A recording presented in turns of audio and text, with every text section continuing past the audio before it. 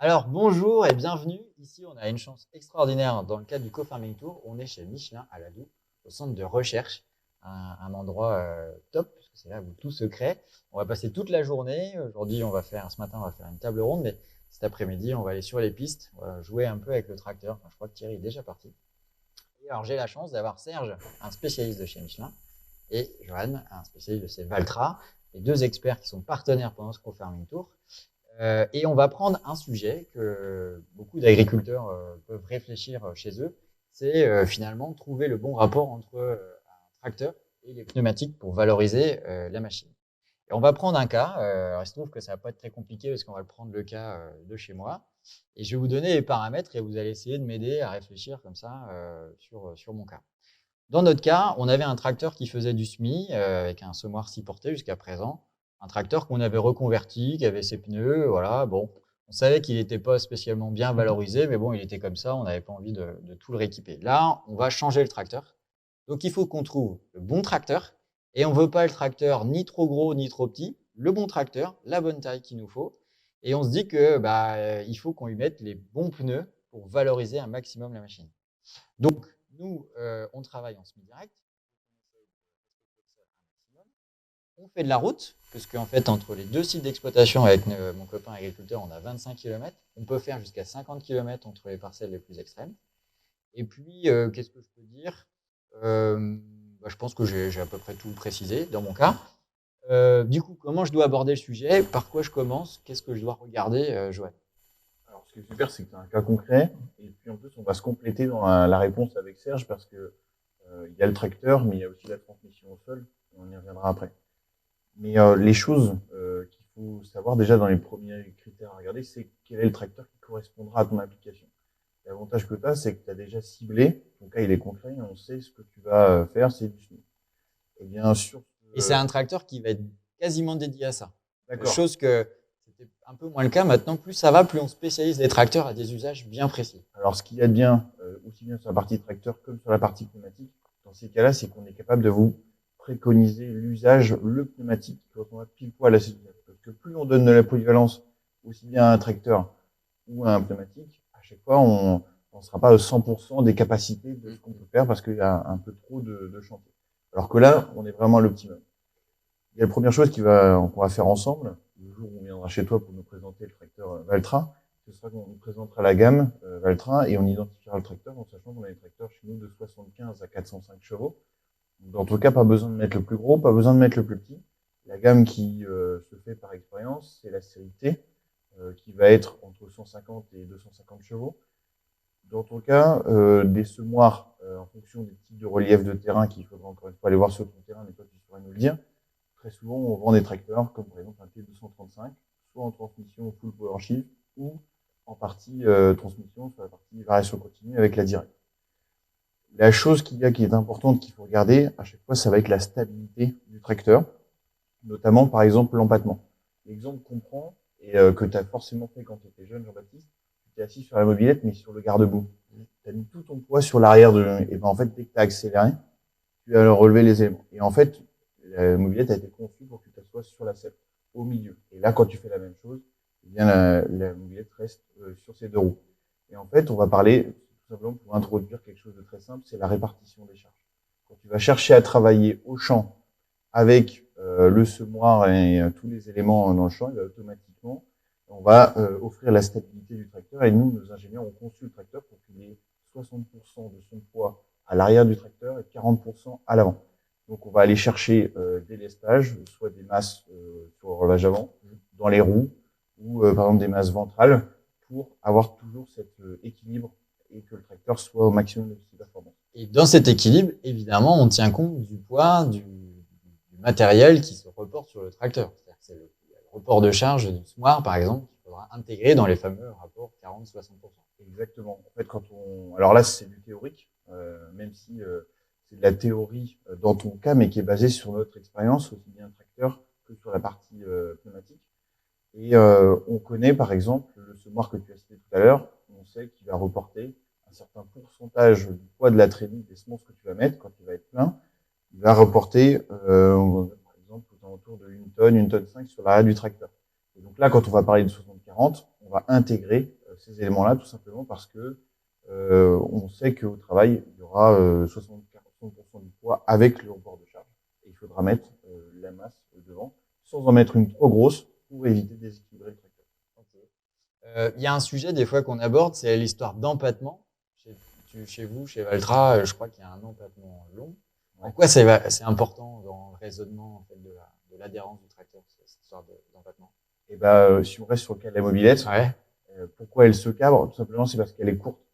Et si elle avait eu sa roue avant beaucoup plus loin et le poids de la fourche de la mobilette, tout simplement beaucoup plus loin, et le cabrage aurait été plus difficile. D'accord. Et voilà, aujourd'hui chez Valtra, on a des empattements de 3 mètres, donc les empattements les plus longs du marché. On vend pas des mobilettes chez Valtra. Non, voilà, exactement. Bon, ok, on a dégrossi sur le matériel. Serge, grosso modo, c'est quoi mon raisonnement sur les pneus avant de rentrer dans le détail? Alors, globalement, une fois qu'on a déterminé le tracteur avec lequel on allait travailler, ça semble fait. Ça semble fait. Nous, on a une petite méthode chez Michelin qui est relativement facile à retenir, surtout quand on pense à l'apéro, c'est la méthode TUC. Alors, TUC, c'est quoi? C'est tracteur, usage, charge. On détermine le tracteur, c'est fait, et par rapport à ce tracteur, il y a une offre, en fait, de la part du constructeur sur différentes possibilités de pneumatiques. Donc là, notre tracteur, il a toute une liste de pneus, et comment choisir le bon? On va se référer à l'usage qu'on va vouloir en faire. Donc, l'usage, en fait, il va nous amener à se dire, ma priorité, c'est quoi? Dans ton cas, c'est du semi. Le tracteur, il va être dédié à ça. Et c'est de se dire, en fonction de ce que je vais avoir dans l'offre des pneus qui vont de 460, 480 mm jusqu'à 710. Et si je veux faire du labour, je ne prendrai pas un pneu large. Si je veux faire du semi, je prendrai au contraire un pneu qui a une plus grande surface au sol. Et puis après, le dernier point, ça va être la charge, donc le C du TUC. La charge, elle va nous amener à choisir une technologie de pneumatique. Et à se dire, est-ce que j'ai besoin de beaucoup de capacité de charge? Et auquel cas, je vais aller chercher un pneu qui porte beaucoup. Et ça va répondre par exemple à des normes VF, IF ou VF. Ou alors, je vais aller chercher un pneu qui me permet de travailler très bas en pression. Et là aussi, on va aller aussi dans ces explications et ces choix liés aux normes. Donc effectivement, tracteur, usage, charge, ça va être le triptyque de base, simple, pour faire le bon choix ou le meilleur choix, optimiser le choix du pneumatique. Et la charge, c'est bien aussi une histoire de poids qu'on va mettre sur le tracteur. Tout à fait. Tout à fait. Par rapport à la traction qu'on va demander, et quand Johan tout à l'heure nous parlait de l'équilibre, en fait, ce qui va être important au niveau du choix du pneumatique aussi, c'est l'équilibre entre l'avant et l'arrière. Parce qu'il va falloir trouver des bons pneumatiques qui permettent d'avoir une capacité de charge, une pression optimisée, un usage optimisé à l'arrière, mais il faudra que ce le soit aussi à l'avant. Et souvent, on ne pense pas au pneu avant. Et là, si on a un pneu qui va travailler à 800 grammes à l'arrière et qui travaille à 1 bar 6 à l'avant, ça ne sert à rien. Donc, il faut aller plus loin dans la démarche. Et c'est vraiment l'équipement complet pour optimiser le tracteur dans son ensemble, dans son usage. Et puis, on a envie que, je crois qu'on l'avait déjà abordé, l'histoire du patinage. Parce que ce que j'avais compris, c'est que des fois, il y a des tracteurs, on achète une bête de concours, 300 chevaux, et puis on met des pneus de mobilette dessus, et on croit qu'on a la puissance des 300 chevaux aux pneus, et pas du tout. On s'arrête à 180 chevaux. Tout à fait. Tout à fait. Et donc ça peut se voir avec cette histoire de patinage que vous avez, exactement, il y a une information qui est la plus importante, c'est que quand tu vas être en phase de traction, on va mettre le tracteur dans des cas de fonctionnement maximum, c'est-à-dire pour avoir le maximum de performance du tracteur. Mais pour s'assurer que toutes ces performances passent au sol, il y a une information qui est hyper importante, qui doit être le tableau de bord de la décision d'accélérer ou pas du chauffeur, c'est l'information de patinage. Et en fait, par rapport à l'application, sur le labour, on tolère plus de patinage, mais sur du déchômage pur, par exemple, on va chercher à se rapprocher au maximum de 0. Et dans ton cas où tu es avec un 200 chevaux, avec des pneus dits standards, classiques, eh bien en fait, on limite la puissance aux capacités maximum du pneumatique. Donc à 300 chevaux, si tu mets un pneumatique qui peut passer que 200 chevaux, eh ben, tu as acheté 100 chevaux pour rien. Ça c'est moche. J'ai surtout pas envie de ça. C'est un point intéressant, pardon. Vas-y, c'est rien. Dans le sens où, par rapport à ce que dit Johan, le pneumatique, on parle de petits pneus sur du gros tracteur. Le pneumatique, il a une charge minimum, en fait. Et on voit aussi souvent des très gros pneus sur des petits tracteurs, à l'inverse. Et dans les deux cas, les extrêmes. Les pneus de batteuse. Ah oui. Donc, j'ai un gros truc, ça va passer partout. Je peux même aller dans les rizières avec, il n'y a pas de problème. Non, le pneumatique, en fait, il va avoir besoin d'être chargé un minimum. Donc, quand on met du très gros pneu sur un petit tracteur, on n'aura pas la charge mini qui lui permette de travailler. Et à l'inverse, quand on a un trop petit pneu sur un gros tracteur, en fait, lui, il sera trop chargé pour pouvoir effectuer son boulot. Et c'est là où, en fait, on va se retrouver dans des contraintes où le tracteur ne fonctionnera pas, quoi. Alors, c'était quand même intéressant parce que tu dis, parce que, en fait, en tant qu'agriculteur, le taux de patinage, on l'entend un peu, enfin, on sait cet indicateur. Au quotidien, on regarde pas ça tous les jours, quoi.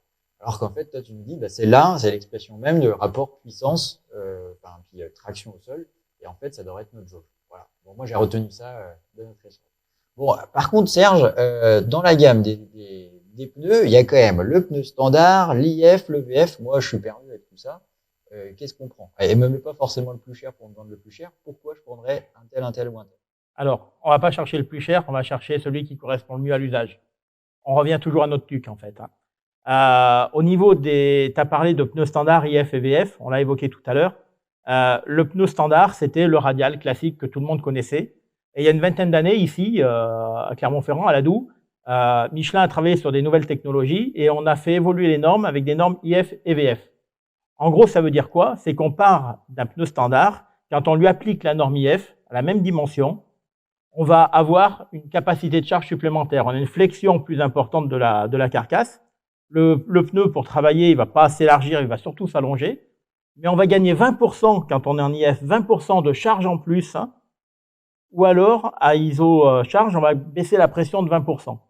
Donc ça, c'est déjà le premier paramètre. Et quand on passe à la norme supérieure, qui est le VF, Very High Flexion, merci. Et donc là, on va passer à 40% en fait. À isopression, on va pouvoir encaisser 40% de charge en plus, ou à isocharge, baisser la pression de 40%. Et là, en fonction de l'usage qu'on va vouloir aller chercher, c'est est-ce que ça va correspondre à notre besoin. Et là, c'est plus une question de prix, c'est une question de besoin. Alors quand même, dans le truc, là, faudrait pas me vendre des pneus qui s'usent trop vite, hein, parce que des fois, nous, on regarde un peu ça, on dit, ah, moi, j'aimerais bien au moins durer jusqu'à 4000 heures, hein, je peux pas les changer. Est-ce que ça, IFVF, ça a un impact sur l'usure ou la longévité des pneus? Alors, les normes IFVF vont pas avoir un impact direct sur la longévité du pneumatique. Il y a d'abord, en fait, les conditions d'usage et le terrain dans lequel on va travailler. Dans une terre à silex, une terre à sableuse, les pneus n'auront pas la même durée de vie. On préfère les gens qui travaillent dans le silex, d'ailleurs. C'est plus rentable pour nous. Ouais. Mais c'est mort, mais j'en ai pas. Tant pis, on reviendra moins souvent. Non, plus sérieusement, en fait, ce qui va être important, c'est de pouvoir adapter, en fait, en fonction de l'usage, la pression du pneumatique. Et quand on parle de longévité, aujourd'hui, il y a un accessoire qui devient de plus en plus important, c'est le télégonflage. Le télégonflage, surtout dans ton cas, tu nous as parlé tout à l'heure de jusqu'à 50 km maxi entre différents sites. Quand on va faire de la route, ce qui va être important, c'est d'augmenter la pression du pneumatique pour réduire sa surface de contact au sol et réduire en fait les forces de frottement et donc réduire la consommation de carburant. Donc c'est un ensemble et on va réduire en même temps l'usure. Donc tout cet ensemble aujourd'hui va permettre d'optimiser, quand on en vient à ce niveau-là, vraiment l'usure et l'usage du pneumatique. Ok. Alors du coup on est arrivé sur le sujet du télégonflage. C'est vrai que c'est une question qu'on peut se poser. Alors c'est vrai qu'en ce moment c'est un peu la mode. J'ai l'impression que tout le monde regarde un peu ça. C'est forcément bien, mais en fait est-ce que c'est largement compatible avec les tracteurs, notamment chez Valtra? Comment ça s'intègre cette histoire du télégonflage? En fait, alors que tu parlais par rapport à l'utilité, déjà clairement ça va être c'est toi qui vas le définir, ça, cette partie-là. Mais ce que disait Serge, c'est qu'en fait on va pouvoir avec ce télégonflage offrir le maximum de performance au champ en adaptant la pression par rapport à l'application qu'on a parlé tout à l'heure. Mais dès que je vais passer sur la route, je change légèrement les conditions liées à la vitesse notamment. On passe de 10 km/h à 50 km/h, etc. Eh bien, pour optimiser le tracteur et les pneumatiques dans ces conditions-là, il faudra regonfler. Et donc là, le seul moyen le plus rapide pour faire ça, ça va être le télégonflage.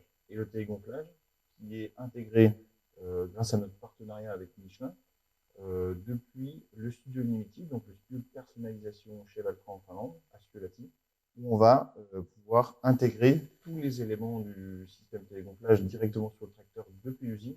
Et bien sûr, on va régler ce télégonflage depuis le Smart Touch de façon tactile. Donc là, depuis la cabine, tu sors de ton champ, tu cliques sur les boutons comme sur ton smartphone et tu règles les pressions comme il faut. Ouais. Ah oui, parce qu'en plus, il y a un sujet, des fois, on se dit, mais regonfler, alors vider l'air et regonfler l'air, ça peut prendre du temps. Dans mon cas, c'est quoi? Je vais mettre 20 minutes, une demi-heure à regonfler mes pneus ou dégonfler mes pneus? Non, alors c'est beaucoup plus rapide que ça, fort heureusement. Si on prend le cas de ton exemple particulier où Johan parlait d'un T235 tout à l'heure, en déroulant le TUC, Globalement, on serait sur un équipement en VF 710/60/42 axe VIP 2. Par rapport à cette dimension-là, avant-arrière, on serait sur un temps de 9-10 minutes maxi pour gonfler le pneumatique en passant d'une pression champ à 0,8 bar à une pression route à 1 bar 6. Donc, ce qui reste relativement court. Maintenant, si on le trouve trop long, on peut toujours l'accélérer en mettant un compresseur additionnel. Mais dans la plupart des cas, c'est largement compatible avec un usage. Ouais, sachant qu'on peut commencer à dégonfler ou regonfler sur la route Exactement. en arrivant à la parcelle, Oh, de voilà, le temps exactement. d'ouvrir le soir, d'ouvrir la tâche dans le GPS. Voilà. Voilà. Exactement. Ça marche, et ben j'ai l'impression que vous en avez fait le tour, vous m'avez suffisamment éclairé. Alors moi, ce que je retiens, c'est quand même d'avoir la réflexion sur le poids, hein, sur le poids, la stabilité du tracteur pour l'adhérence, d'en fonction de l'usage justement, de la catégorie des pneus que je vais aller chercher, le fameux TUC qui va être déterminant dans ma réflexion.